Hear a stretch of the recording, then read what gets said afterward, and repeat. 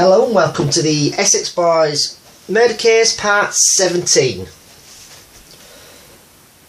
Before watching this video, I recommend you start watching Part 4 onwards on YouTube, as these videos are all about the key individuals and the murder victims movements on the day of the 6th of December 1995. A quick mention to the Facebook page called The Real Essex Boys Murder Club. If you're interested, please feel free to join. There's some great people on there with a lot of knowledge on this subject. Before I start this next video of the key individuals of the day of the murders, I would just like to welcome all the new members to the group who have joined over the last month or so, and I hope you're enjoying the content that is on there at the moment. There's some great discussions on there with new posts being put up on a daily basis. We are averaging 100 member requests a day, which is just fantastic. As you can see, we have just over 8,000 members, and this group is getting bigger and better every day. I set this group up in February 2018 so people could have a fair and unbiased opinion on the Essex Boys murders. In my group, it doesn't matter if you think Mick Steel and Jack Wombles are guilty or innocent. We can all have an opinion or theory of what we think happened that night on the 6th of December 1995. I mean, looking at the amount of members we have in this group, I'd say it's worked. I mean, 8,000 members. Back in February 2018, I remember we had about 20 members, and Amy asked if she could take care of the moderating while I concentrated on the videos. The group began to grow over the next few months, so I made Amy admin, and we brought on board Danny to help with the moderating. It wasn't long before we hit a few thousand and needed another pair of hands to help out, so in came Andrew and Danny became admins like me and Amy. Then we hit 7,000 members the other week. To cope with all the new member requests happening on the daily basis at the moment, which is 100 requests a day, we moved Andrew up to admins, and Tina became the new moderator, so we can keep on top of the amount of members wanting to join. I mean, at this rate, we're going to hit 10,000 easy. Just one more thing before we start, please do not put up any donation links, as they will be taken down immediately. It's come to admin's attention, there's a few groups out there setting these donation links up. We know of one that set one up, playing on the heartstrings of the members to donate, and it's basically a scam. One person sets it up in their name, the second person waits until the target's reached, and they secretly split the money between themselves. I think it's wrong to beg off their own members for their own gains. I think it's called organised scrounging. But yes, folks, we don't want any of that on the group, and let's just keep it about the Essex Boys, please. So now we've cleared that up, let's get on with the next video. So the next key individual we're going to look at is Mick Steel. From the phone log evidence, we know at 3:08 PM he uses his mobile to phone Jack Wombles' mobile. Was this the call to say that they were to meet at the usual meeting point for him, Jack Wombles and Danny Nichols, that they have used before in Mark's Tea? As we can see from the phone logs, Mick Steel is at his home in Clacton-on-Sea at 3:57 PM, where he makes a call to Darren Nichols' mobile. And then if you look a little further down, the next mobile conversation these two have is at 4:39 PM, with Darren Nichols contacting Mick Steel on their mobiles. To say Darren Nichols says in his statements he knew nothing that was about to happen that evening, he's been using his mobile in these phone logs to contact Mick Steel. So is this 4:39 PM telephone call where Darren Nichols is telling Mick Steel, I'm setting off Mick, I'll be at the usual meeting point at Mark's Tea in about 20 or so minutes. I'll quickly show you the journey Darren Nichols would have taken if he set off at 4:39 PM. And as you can see, the red marker is Darren Nichols' address in Braintree, and the grey marker over to the right is the meeting point at Ron Parkinson's motorcycles place at Mark's Tea. So I'll give 5 or so minutes due to the winter conditions. He could have arrived there at around 5 PM.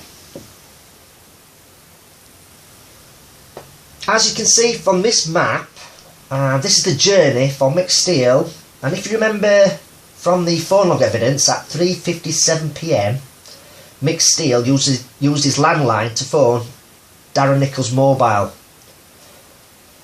Is this the call to say he's setting off? If you're looking at the map, the red marker you can see is Mick Steele's place in Clacton-on-Sea, and the grey marker is Mark's Tea, which is just around about here. And as you can see, if he comes off the A130 at Great Bentley down here, and I used to live at Great Bentley, so he would know this area well. So to get to Mark's Tea, it is about 45 minute journey, and then add on say 10-15 minutes because of the winter conditions and the traffic at that time. He would have arrived at the meeting point at or around 5 PM. So he could have gone on the A120 and gone round to get to Mark's Tea, but I'd say it would have taken him about the same amount of time, whichever he chose. And in a later video, Mick Steel does use A roads instead of the motorways, which you'll see. So he may have taken this journey to get to Mark's Tea. Okay, so we'll leave Mick Steel there at this point, as we know he's on his way to the usual meeting spot that him, Jack Wilms and Darren Nichols meet to do their business. So now we're going to look at another key individual, Jack Wilms.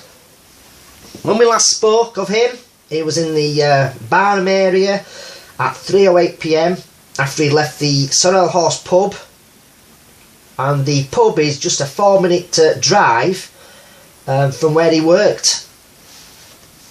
Mick Steel had phoned him on his mobile to say they weren't together at this time, and as you can see, after this call there's no contact until 5:12 PM.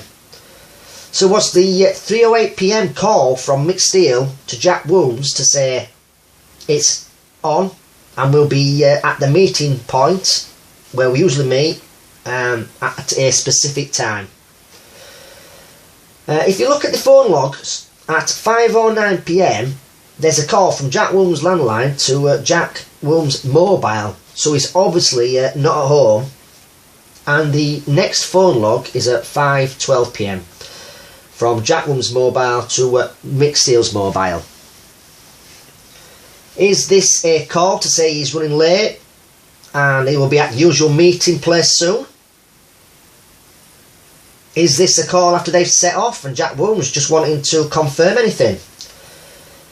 If you look at the phone logs between the two, there's nothing until 6:03 PM. Is this because Mick Steel, Darren Nichols and Jack Wilms have set off down the motorway to meet Tony Tucker, Pat Tate and Craig Rolfe at the Halfway House pub.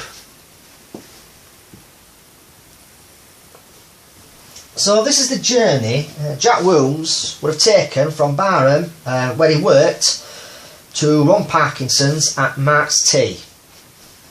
And as you can see, the red marker is where Jack Wombles is, and the grey marker is Mark's Tea. And as you can see, it's a slightly longer route for Jack Wombles to take on the journey. And he would have arrived to meet Mick Steel and Dan Wombles at between 5 and 5:15 PM. Okay, so I'm going to leave it there for now, and I will give you a quick roundup of all the key individuals and where they are at the moment. So Darren Nichols is getting ready to set off from his address in Braintree. Mick Steel and Jack Wombles have set off to the meeting point at Mark's Tea. Sarah Saunders is at her mum's address in Kingswood, Basildon at 3:30 PM. Craig Rolfe, having returned on his journey near Grays Police Station, is back at his address in Chafford 100, Grays, up to 5:15 PM. Tony Tucker is at his home address in Fobbing at the same time. Pat Tate is at his bungalow on Gordon Road at 6 PM. Nipper Ellis is at his home address in Swanage, Dorset at 5:50 PM. And the grey Fiat Uno Turbo, what Billy Jasper will be using later, has arrived at the Peacock's Gym in London. Thank you to all the YouTube subscribers. Hope you've enjoyed the video, and the next one shouldn't be too long. And don't forget, you can join the Real Essex Boys Murder Club on Facebook, which is getting bigger and better every day, with an average of 100 requests a day. And there's some great people on there to talk about this case. Don't worry, there's no post after post after post of witness statements on there that we've all seen before, as that's a bit repetitive and boring. It's a lively group with lots of discussions. All we ask is respect other people's opinions on there, as we all have our own theories of what we think happened that night.